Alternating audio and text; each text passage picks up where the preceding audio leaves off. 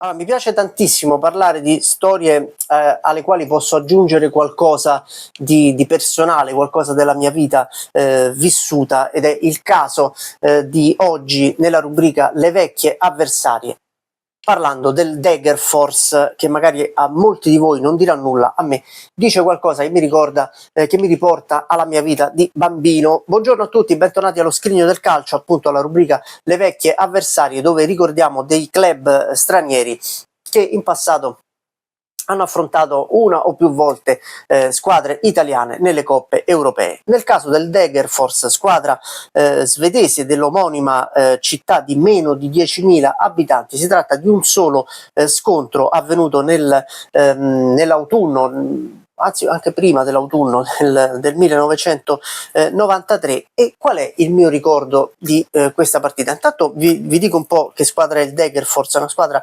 piccola, lo avrete capito, così come piccola è la città, tra l'altro anche una certa connotazione storica importante, pur non essendo tra i club di Svezia più importanti. Intanto è stata la prima squadra in cui ha giocato Gunnar Nordahl, storico centravanti poi della Svezia, del Milan, anche della Roma.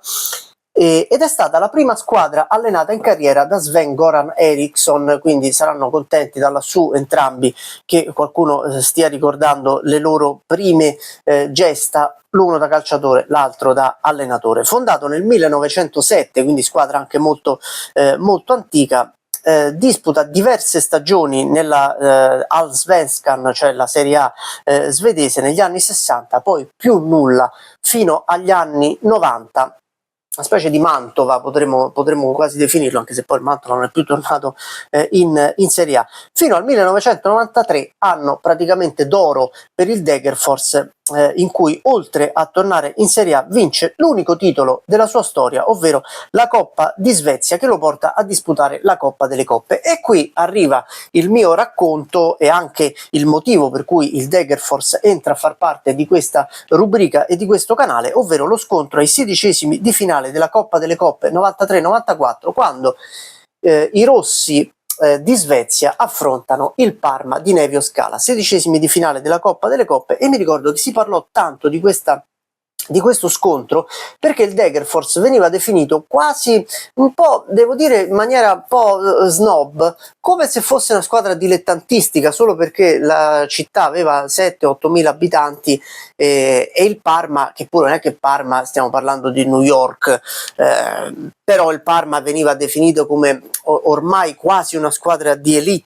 Aveva vinto la Coppa delle Coppe l'anno precedente, aveva vinto la Coppa Italia, era una delle squadre potenzialmente in lotta per lo scudetto in Italia. In quel momento la Serie A era davvero il campionato più importante probabilmente del mondo, e affrontare una squadra piccola alla prima esperienza in Europa e di un paese comunque molto di una città molto piccola come Degerfors sembrava un po' uno scontro impari, e mi ricordo che si parlò tanto di questo scontro come se il Parma praticamente avesse affrontato i tagliaboschi delle amichevoli estive, che adesso mi sa che manco si disputano più, perché adesso il ritiro estivo comincia con le amichevoli contro il Liverpool, contro il Chelsea, giocate dall'altra parte del mondo. Poi però le società si lamentano se ci sono troppi infortuni e danno la colpa alle nazionali, non danno la colpa al fatto che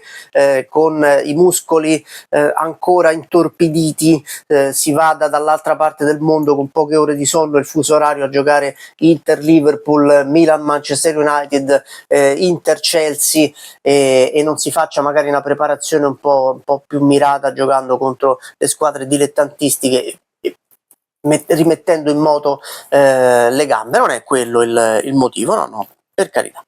Detto questo, Degerfors Parma si gioca il 14 settembre 1993, succede tutto nel finale.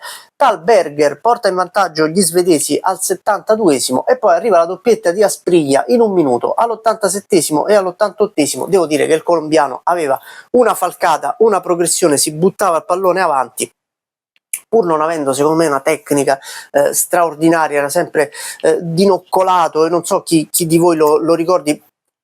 diciamo un Leao un pochino meno tecnico e un pochino più bomber, era anche un po' più egoista di Leao a Spriglia. Doppietta del colombiano, il Parma vince 2-1 e mette in cassaforte la qualificazione che arriva 2 settimane più tardi, il 28 di settembre, sempre del 1993.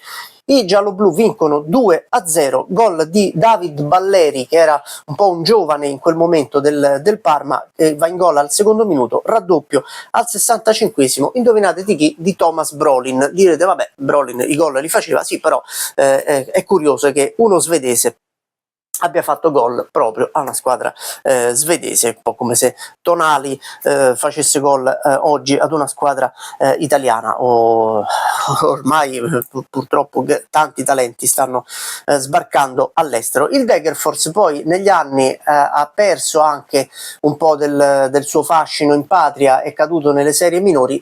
Negli ultimi anni è riuscito a tornare anche nella massima serie svedese, pur non partecipando più alle coppe. Chissà che un giorno non lo rivedremo magicamente anche in Europa, magari insomma, in una Conference League. Questa è la storia del Degerfors, dello scontro con il Parma. Questo è lo scrigno del calcio, questa è la rubrica Le vecchie avversarie. Io torno domani sempre con un nuovo video, giustamente. Ciao!